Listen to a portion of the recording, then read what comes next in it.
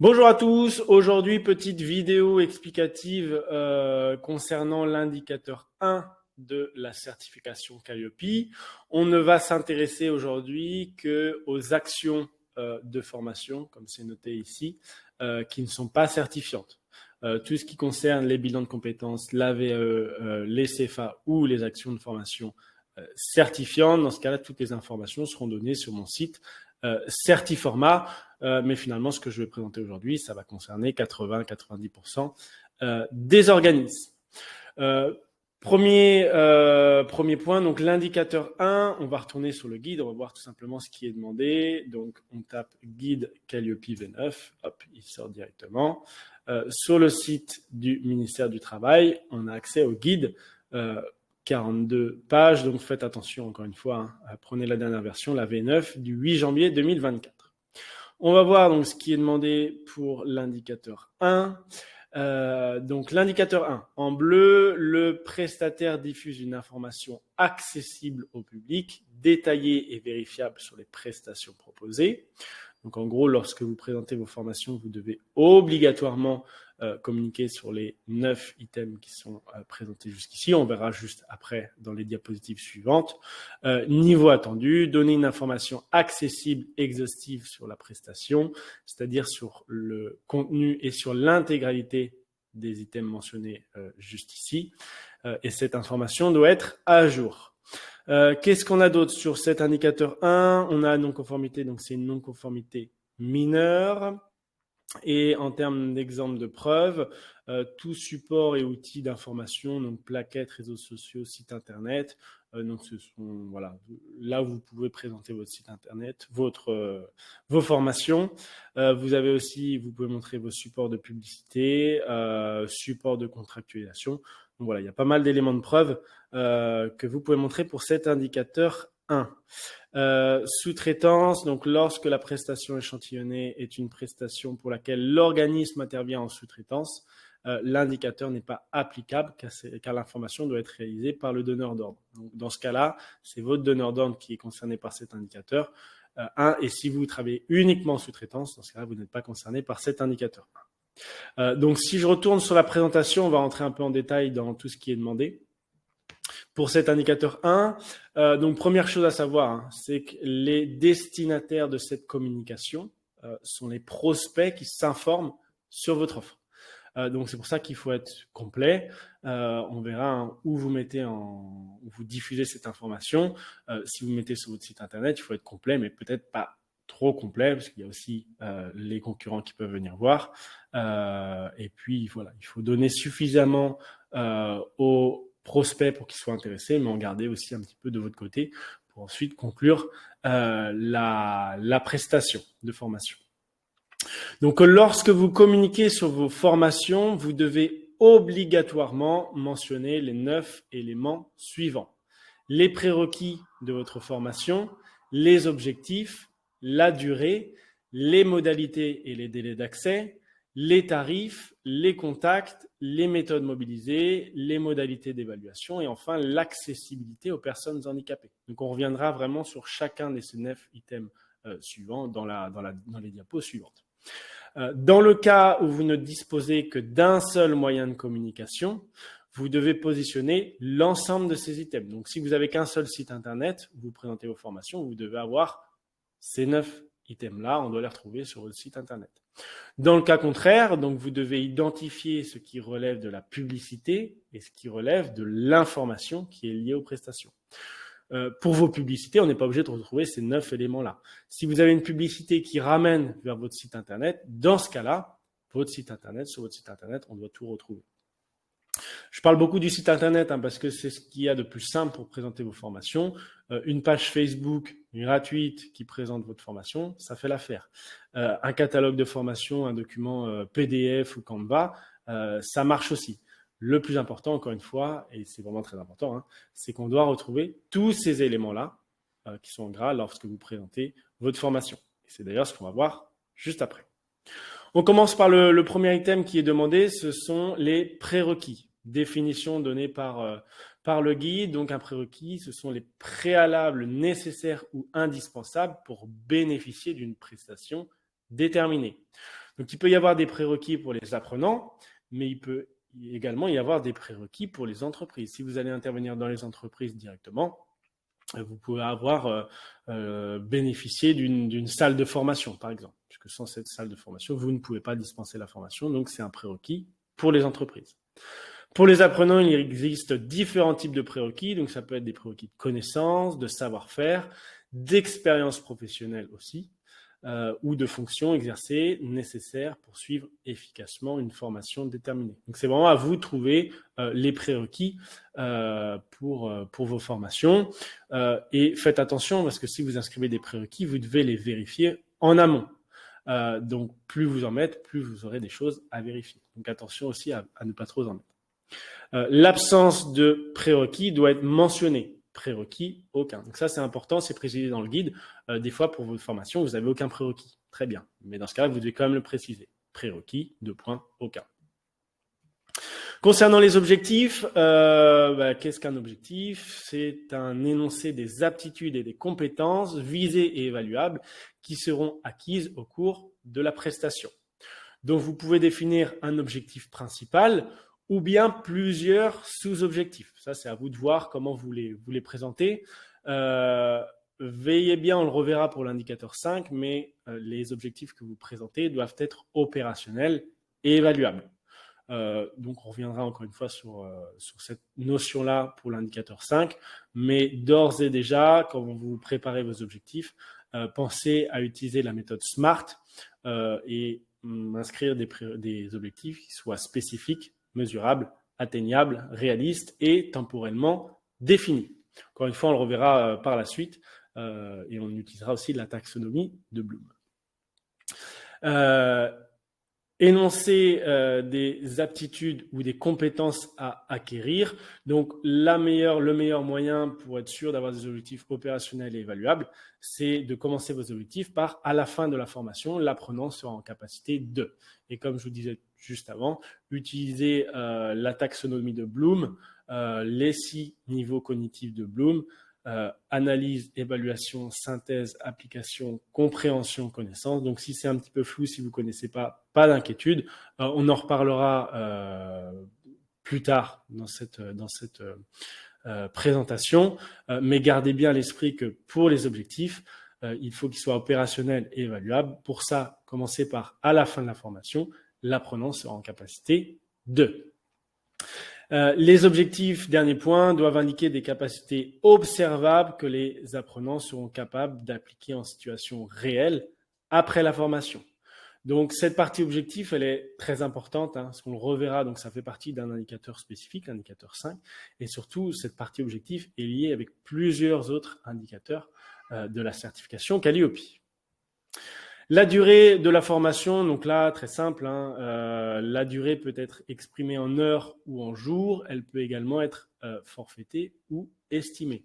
Dans certains cas, ça dépend du besoin du client. Dans ce cas-là, vous pouvez donner des précisions sur une formation, une durée de formation estimée. Vous pouvez aussi, comme c'est précisé, le mettre en heures. Donc généralement, un jour, c'est 7 heures. Donc mettre une journée soit 7 heures, 2 jours soit 14 heures, ou mettre soit l'un soit l'autre. Attention à ne pas sous-estimer ou surestimer la durée de la formation, car cela pourrait avoir des conséquences sur le montant de prise en charge de vos formations. Donc ça, c'est important, c'est même très important par la suite, parce que si vous avez des financements OPCO, notamment, si vous mettez que votre formation, elle dure 21 heures, vous devrez par la suite justifier que votre formation, elle s'est déroulée pendant 21 heures. Donc ça, c'est surtout le cas si vous avez des formations en e-learning.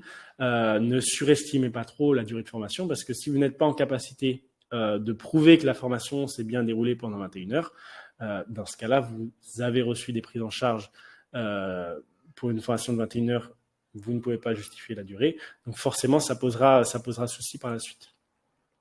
Point important, vous pourrez par la suite modifier la durée de votre formation. Donc, comme tout ce qu'on va voir pour Calliope, pour l'indicateur 1 et pour les autres, tout ce que vous allez dire pour l'audit initial, ça peut bouger par la suite. Et ça doit bouger d'ailleurs par la suite. Voilà. Rien n'est gravé dans le marbre. Si le jour de l'audit, votre formation dure 7 heures et puis finalement vous vous la complétez avec de nouveaux modules et que pour l'audit de surveillance qui aura lieu dans 1 an et demi, elle dure 14 heures, il n'y a aucun souci.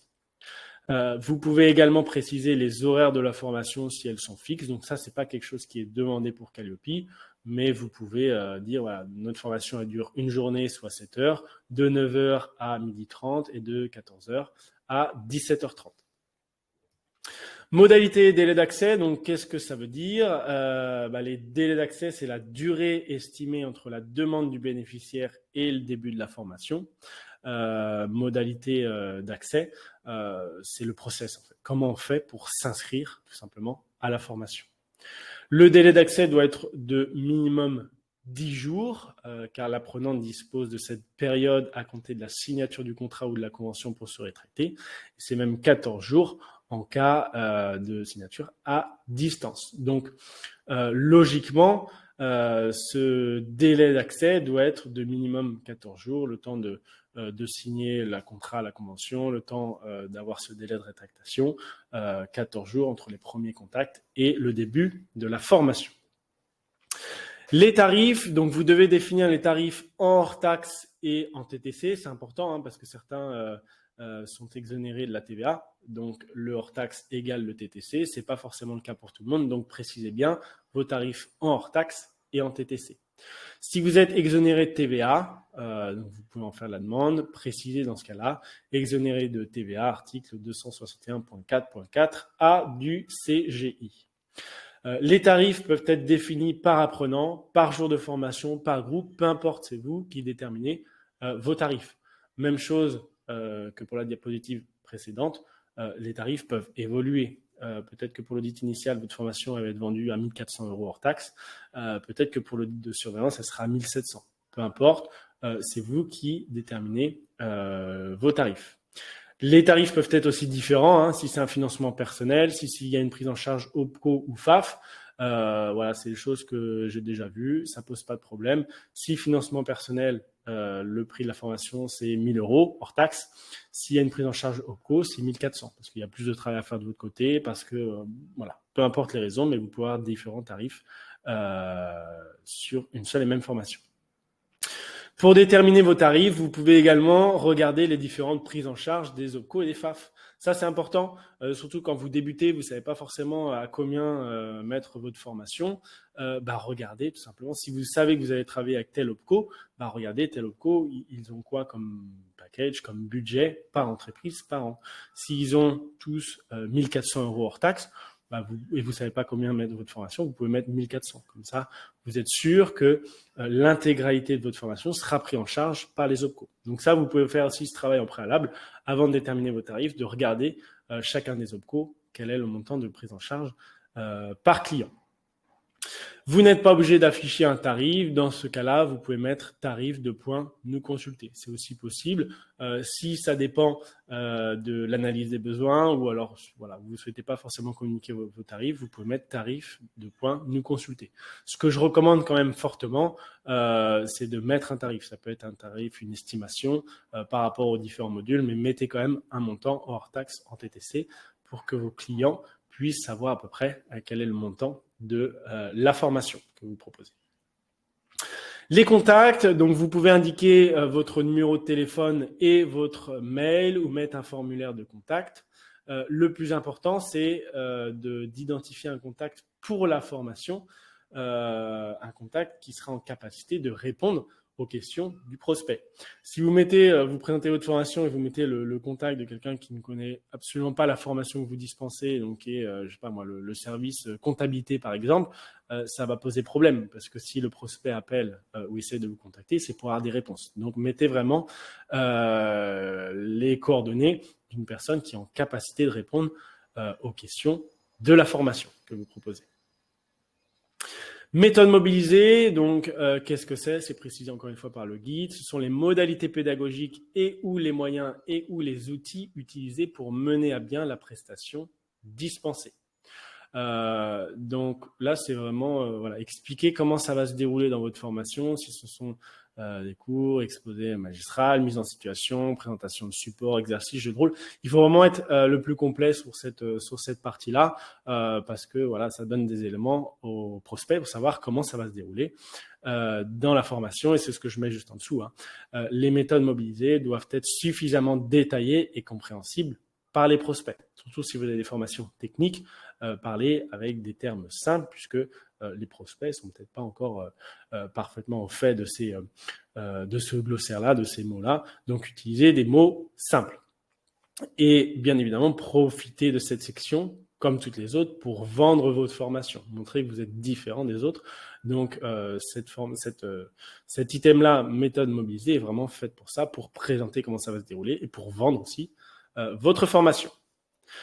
Les modalités d'évaluation, donc définition, ce sont les moyens mobilisés pour mesurer à l'aide de critères objectifs les acquis du bénéficiaire en cours et ou en fin de prestation. Donc ça, on le reverra, c'est un indicateur aussi particulier pour l'évaluation finale, indicateur 11. Mais l'idée dans cet item-là, c'est de montrer comment vous allez évaluer les objectifs que vous avez définis juste avant. Donc, il existe de nombreuses formes d'évaluation. Donc, ça, on le verra par la suite. Encore une fois, indicateur 11, vous pouvez utiliser des QCM, des études des cas, des projets. Le plus important, c'est d'avoir des critères objectifs. L'évaluation peut avoir tout au long de la formation. Elle peut avoir lieu également le dernier jour ou bien le dernier quart d'heure si vous avez une formation d'une journée. Le plus important, encore une fois, c'est d'avoir une évaluation et d'avoir une évaluation avec des critères objectifs qui permettent finalement de vous, en fin de formation, de dire « Ok, les objectifs là pour cet apprenant sont atteints » ou au contraire, les objectifs ne sont pas atteints. Dernier point, donc l'accessibilité aux personnes handicapées. Donc définition, l'accessibilité désigne les conditions d'accueil et d'accès des publics en situation de handicap. Donc concernant les locaux, l'adaptation des moyens de la prestation. Point très important que j'ai souvent en accompagnement, une personne en situation de handicap n'est pas forcément en fauteuil roulant. Il existe énormément de handicaps. Handicap moteur, visuel, auditif, mental, cognitif, psychique. Une personne qui éventuellement a une sclérose en plaques peut être considérée comme personne en situation de handicap. Et pourtant, vous n'allez pas le voir. Donc, tout le monde, et ça c'est important, tous les organismes de formation sont concernés par l'accessibilité aux personnes handicapées. On le verra par la suite, indicateur 18, il faudra identifier un référent handicap, il faudra identifier un point de contact concernant toutes les questions relatives au handicap. Ça, on le reverra encore une fois dans une autre vidéo pour l'indicateur 18. Donc, point important ici également, vous n'avez pas obligation à intégrer tous les prospects en formation. Vous devez en revanche pouvoir proposer des alternatives en cas de demande spécifique. Donc, s'il y a une personne en situation de handicap qui vient, qui vous appelle, qui souhaite rejoindre votre formation, vous devez soit mettre en place des adaptations dans votre formation, ou si ce n'est pas possible, rediriger vers un organisme qui est compétent pour le faire. Donc ça, on le reverra encore une fois. Indicateur 26 qui concerne le handicap. Vous devez avoir un réseau concernant le handicap. Par exemple, donc dans le cas d'utilisation de moyens d'accès pour les travaux en hauteur, vous pourrez difficilement accueillir une personne à mobilité réduite. Donc c'est ce que je disais, dans ce cas-là, vous redirigez vers un organisme qui est compétent. En revanche, un apprenant avec un déficit visuel doit pouvoir être accueilli dans une formation avec une présentation vidéoprojecteur. Dans ce cas-là, vous pouvez mettre plus gros. Voilà, il y a plein de choses qui existent pour pouvoir rendre accessible votre formation aux personnes en situation de handicap. Donc, point important, mais vous avez vu les deux petits logos tout en bas, Certiforma, Amalia, ce sont mes deux entreprises. Donc, moi, je peux vous aider à obtenir facilement Calliope. Sur mon site Certiforma, vous avez toutes les trames, tous les documents qui vous permettent de répondre facilement à cet indicateur 1. Qu'est-ce que vous allez retrouver dans le pack de documents pour cet indicateur 1 ? C'est une trame de présentation de vos formations, une trame à suivre où on retrouve tous les items et vous allez retrouver aussi de nombreux fiches outils pour vous préparer et pour répondre facilement à l'indicateur 1 de la certification Calliope. Donc ça se passe sur mon site Certiforma. Pour résumer, donc lorsque vous présentez vos formations, vous devez obligatoirement, donc je le mets en gras en majuscule, intégrer tous les éléments suivants. Les prérequis de votre formation, les objectifs, la durée, les modalités et les délais d'accès, les tarifs, les contacts, les méthodes mobilisées et les modalités d'évaluation des objectifs, et enfin l'accessibilité aux personnes handicapées. Il faut que cette information soit accessible, donc elle peut être accessible à travers votre site internet, à travers un catalogue de formation que vous envoyez par mail, par exemple, et il faut également que cette information soit datée et actualisée. Point important, c'est mis en gras, pensez aux éléments de preuve. Donc ça, je le dirais pour chacune des vidéos, pour chacun des indicateurs. Pensez aux éléments de preuve. Si vous avez un site internet, votre élément de preuve, c'est votre site internet. Si vous envoyez un document de présentation de vos formations au prospect, dans ce cas, l'élément de preuve, c'est le mail que vous avez envoyé avec, en pièce jointe, le document de présentation. Donc pensez bien à extraire ça, et ça, vous le montrerez le jour de l'audit Calliope. Mes recommandations par rapport à cet indicateur 1, première recommandation, c'est de présenter ces informations directement sur votre site internet. C'est ce qu'il y a de plus simple, ça vous permet déjà de répondre à cet indicateur 1 et de présenter aussi votre organisme, vos formations, toutes ces choses-là. Donc le site internet, c'est pour moi indispensable si vous voulez faire de la formation. Vous pouvez créer un site internet vous-même avec des solutions qui sont gratuites ou très peu onéreuses. Donc, selon moi, prenez le temps de créer votre site internet. Si vous n'avez pas le temps ou pas d'argent, dans ce cas-là, allez sur Facebook, créez une page. Ça fait aussi l'affaire. Mais c'est vrai qu'en termes de crédibilité, en termes d'image, le site internet, c'est quand même mieux. Présenter un maximum d'informations, donc ces 9 items, bien évidemment, qui sont obligatoires pour la certification Calliope, plus éventuellement d'autres items, le public concerné, le lieu de la formation, le programme, le formateur. Ça, c'est pas demandé dans l'indicateur 1. Pour moi, ça reste quand même important. Donc, prenez le temps de développer aussi d'autres items que ceux qui sont demandés pour la certification Calliope. Rajouter la date de modification juste en dessous du titre de la formation. Comme ça, vous savez directement, vous, c'est quand la dernière fois que vous avez modifié cette information. Et dernier point, mettez la date d'actualisation de vos documents en bas de page. Ça concerne cet indicateur 1, mais ça va concerner aussi tous les autres indicateurs qu'on va voir par la suite. Dès que vous créez un document pour la formation, mettez bien la date d'actualisation en bas de page. Comme ça, vous savez quand est-ce que vous avez actualisé ce dernier document. Voilà, pour cet indicateur 1, donc moi je peux vous aider dans votre certification Calliope à travers des packs de documents. Donc sur le site Certiformat, je vous mettrai les liens en description. Donc les packs de documents où vous avez absolument tout pour répondre à chacun des indicateurs Calliope. Documents qui sont conformes avec sur chacun des documents des conseils, des recommandations. Donc on va beaucoup plus loin que ce qui est présenté dans la vidéo, des packs qui sont régulièrement mis à jour et des packs, des documents qui sont conformes aux attentes des auditeurs et des organismes certificateurs. Si vous le souhaitez, je peux aussi faire de l'accompagnement personnalisé, une vingtaine d'heures environ en visioconférence. On s'appuie sur les outils, les process, les 200 outils et process du pack de documents, mais on va plus loin. Et là, vraiment, on passe du temps à automatiser vos process et surtout à répondre de façon personnalisée, comment vous pourriez répondre à chacun des indicateurs par rapport à la situation de votre organisme de formation. Je vous prépare aussi un audit blanc, je vous remets un rapport d'audit juste après. On se prépare, on revoit pour que pour l'audit initial, il n'y ait aucun souci, vous ayez votre certification du premier coup sans non-conformité.